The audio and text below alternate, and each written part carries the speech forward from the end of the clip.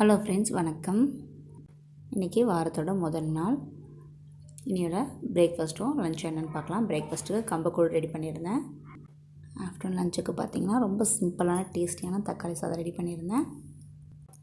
சாதம் மட்டும் வடித்து வச்சுட்டு ஒரு 7லேருந்து 10 நிமிஷம் போதும் இந்த தக்காளி சாதம் ரெடி பண்ணுறதுக்கு.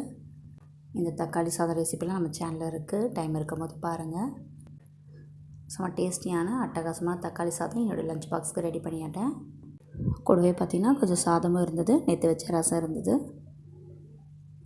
என்னோடய லஞ்சுக்கு தக்காளி சாதம், ஒயிட் ரைஸ், ரசம் என்னோடய லஞ்ச் பாக்ஸுக்கு தான் பேக் பண்ணியிருக்கேன். ஆஃப்டர் லஞ்சுக்கு எங்களுக்கு இது தான். சேனல் இருக்க வீடியோஸ்லாம் பாருங்கள், தொடர்ந்து சப்போர்ட் பண்ணுங்கள், சப்ஸ்கிரைப் பண்ணிக்கோங்க, கமெண்ட் பண்ணுங்கள்.